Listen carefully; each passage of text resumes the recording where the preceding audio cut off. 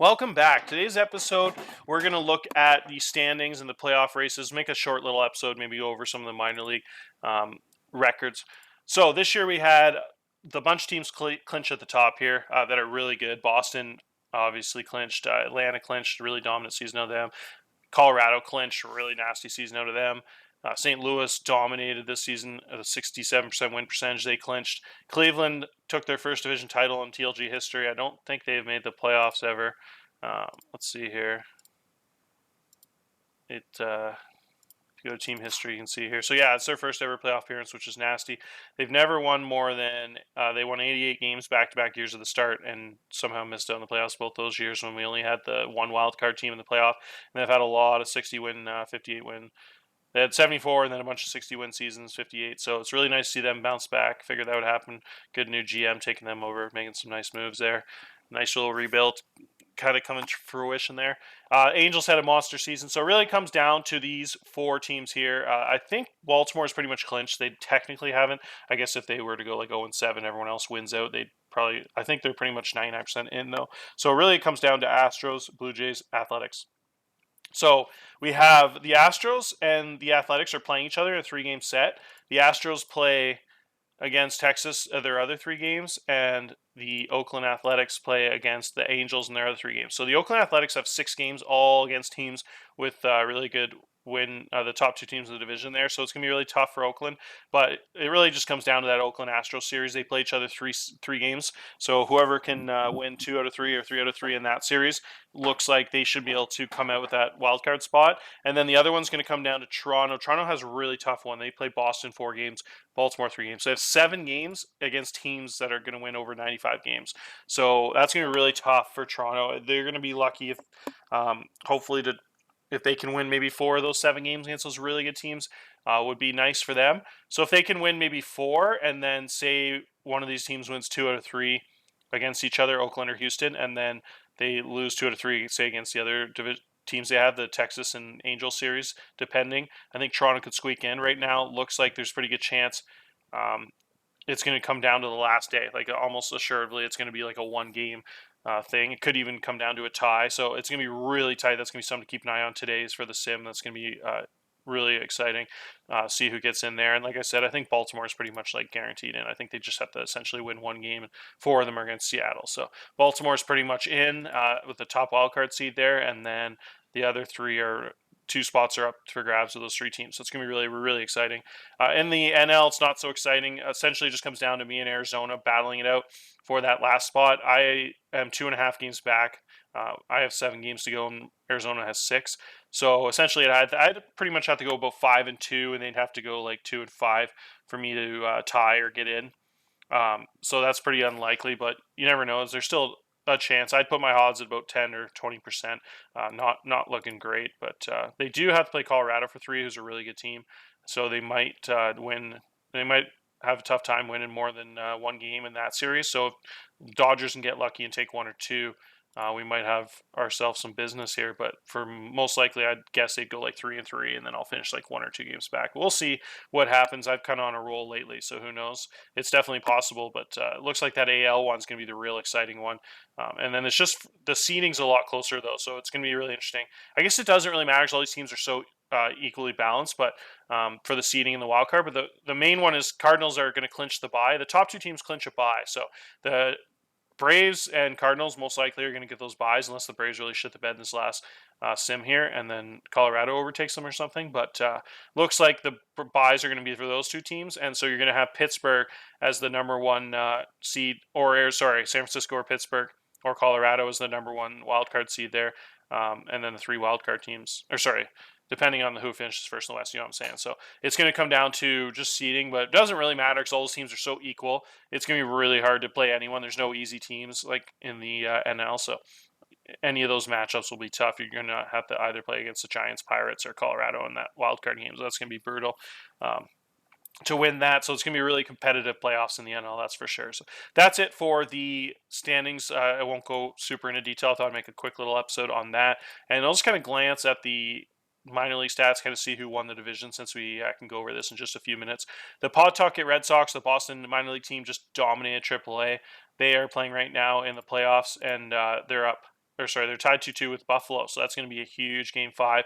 The Buffalo Bisons there, which is the Toronto minor league affiliate. So division rivals in the major leagues there, playing in the minor leagues for that right now. So we'll see who wins that. Indianapolis, are they still alive? No, they lost to Gwinnett. So yeah, it'll be it's really nice to see a really cool team. They've won 15 in a row, which is just ridiculous. So they have a couple monsters down there, major league veterans down there, Max Muncy, Giancarlo Stanton, Patrick Bailey, Ricky Arriola is playing down there.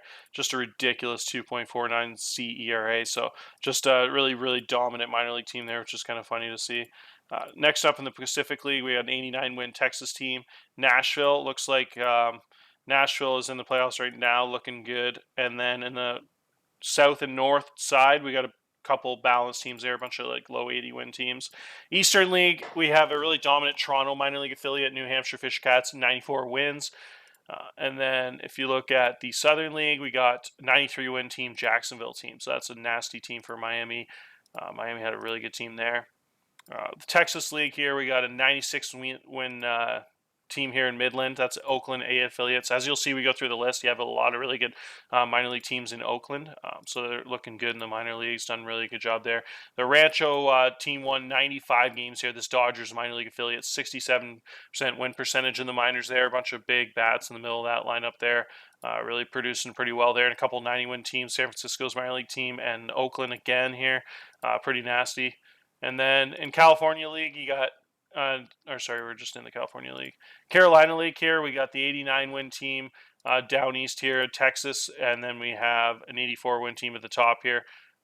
But pretty balanced league. No teams are too bad there at the bottom, so that was a nice, pretty good parity in that league. Florida State League, we have a 91-win team, the Mets minor league affiliate, St. Lucie Mets here. And then you got an 85-win Clearwater team. That was my team. I blew it against Dundee in the playoffs. They swept me. Toronto's minor league affiliate. So seeing a lot of these similar teams keep popping up here. Done a good job having good minor league teams here. 92-win team Montreal here. First time seeing Montreal. And then 94-win team Cedar Rapids. That's a Twins team led by a couple big-time prospects here. That shortstop and top 3 prospect in baseball there, Freddie Machado. So really, really, really nasty 67% win percentage team there. 89% win percentage team, and again, Oakland here. So notice a trend here. Oakland really doing well at all these minor league levels. And then you got the Sally League here. You got 94-win team Columbia team. That's another Mets affiliate. Really, really nasty team. And then you got Texas here with 87 wins. They've popped up a few times.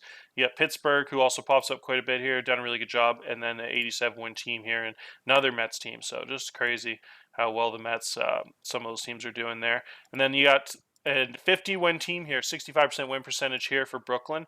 That's another Mets affiliate. And you got a 49-win team in Oakland again here. So it's like the same teams over and over. And then you got my minor league affiliate Phillies there in the the Pinckney division, whatever you call it. And then you got the Northwest League. You got 59-win team here. This division is really unbalanced. You got a 77 win percentage team and no one else over 44. And then you got a 22% win percentage team here. So yeah, getting their butts kicked. In the other division, it's a little better though. You got the Giants at 48 wins. And then you got a 42-win team for Arizona. A lot more parity there, so that's kind of funny.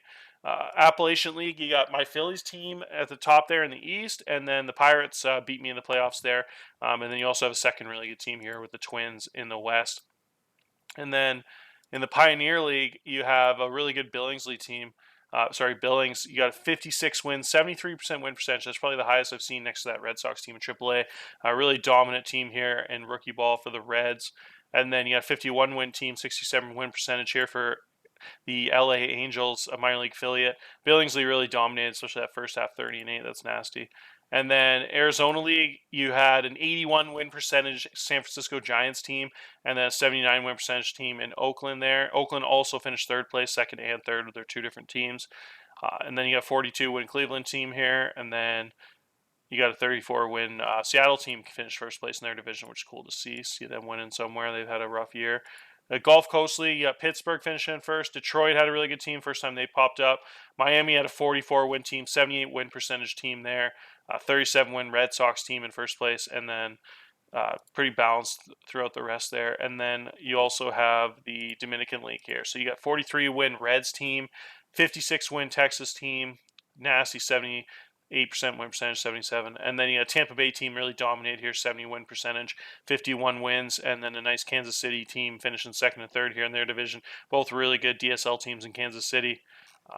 And then you got a couple 11-win teams here at the end. That was pretty rough. So yeah, just kind of fun to go over those divisions. Might as well take a look at the NPB while we're at it. We got a 78-win team, Hiroshima. And then you got over here, you got an 80-win team. It's pretty balanced there. No huge disparities in records.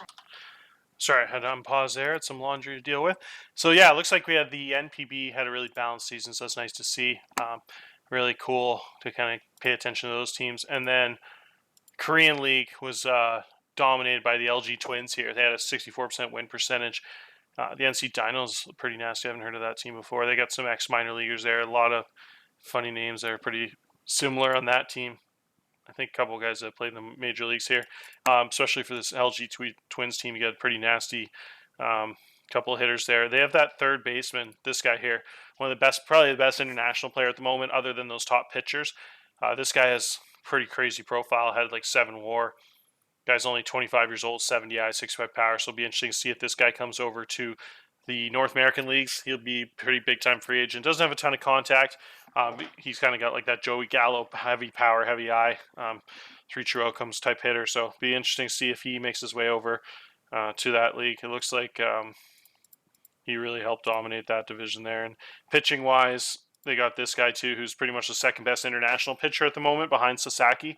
This Zhang guy, absolutely dominant. 75 fastball, 75 slider, throws 101. Over the top power pitcher, huge knuckle curve too, 4 full pitches, struck out 31% of guys over there. So this guy would probably be in the running to get like $150, $180 million contract, I'd imagine. At 25 years old, you could sign him like a 7-year deal from his prime years there, 25, 26, 27, 28, 29, 30 type of thing. Have to imagine he gets at least $20 million a year in that, but that profile he has if he was to come over. So that was a pretty big time name. We'll see if he decides to come over in the next few years. Unfortunately, he just signed a 2-year extension, so it doesn't look like it, but I don't know exactly how that posting thing works.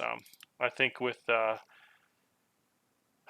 third baseman here, he's got an expiring contract. So I don't know if they're not eligible to come over till arbitration's over or something, or how that works. But we'll see if, hopefully, if one of those 2 guys can come over, because those guys are absolutely nasty.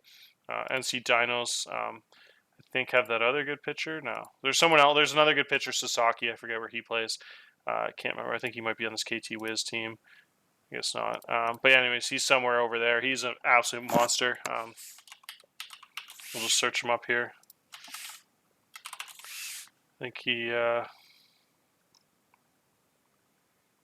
is he here? Anyways, we'll find him another time. Rory, that's him, Roki. Yeah, this guy's absolutely freakish. I think this guy we talked about a couple years ago, who, this guy has a 6-year deal. He's about halfway through it. I think this guy would be worth like $250 million in real life. That's like the best pitcher probably ever come out of international. He looks absolutely insane in real life. He's like 20 years old, and that's the guy that threw like the no-hitter and then perfect game, like almost back-to-back. So just gets 34% strikeout rate over there. So if one of these guys was to come over, holy smokes, I throw the kitchen sink at him, that's for sure, if I could afford it. So pretty cool couple players. I actually made a short list. If you look here, I did short list of all the top non-North American pros, so you can kind of see how good some of these guys are over there. This guy is absolutely nasty. 26 years old, has 70 stuff, only throws 88 miles an hour, 86 to 88. But he just strikes at everybody and has a crazy curve slider. So he doesn't throw super hard, but holy smokes, that guy has some nice stuff. That's pretty cool profile. This guy's an absolute beast too. You got a 60, 50, 60 rating on him. Submarine pitcher with a 75 curveball. So that guy would be hilarious to watch. Absolutely ferocious there. This guy, second base shortstop here, just seems to be dominating over there every year. Big time 65 range, 80 runner, huge contact, not much power, but this guy would be an easy 2 or 3 WAR shortstop if you come over to the major leagues. He's a monster. This guy's like the pitcher I was talking about, one of the top pitchers. This guy is insane. A 20-year-old with pretty crazy ratings. First overall pick of their draft over there, just a monster prospect. And then this is the best player, obviously, Sasaki. Guy is an absolute monster. Be worth like 200 million plus, I think. And then you got this guy's really nasty. 23 years old, throws 99 miles an hour, has 3 really good pitches, 60 and 65 control, 60 stuff. So really big time prospect, and he's a lefty. And then I saw this guy over there too. This guy's 70 stuff, 4 monster pitches, 80 changeup, 60 control, huge strikeout numbers over there. So a lot of really, really talented pitchers. This guy was on there. Just had such a monster season of 38 home runs, 51 a couple years ago. Pretty big time power, big time range. Probably play a really good right field for some of the major leagues. Maybe get 1 or 2 WAR at least. Pretty young guy. So really, really talented group of guys over there. That's for sure. Sasaki looks like he's pissed off too. Oh no, sorry, this another guy, Saki, pissed off his injury, I guess. But yeah, really, really nasty. It's fun to make short lists like that. I've tried to use my short list a little better than I used to and try to make some more and kind of keep track of guys a little better. So that's it for this episode. Hopefully this last sim brings us some fun here with Baltimore, and we'll see how this wild card situation goes. That's it. Cheers.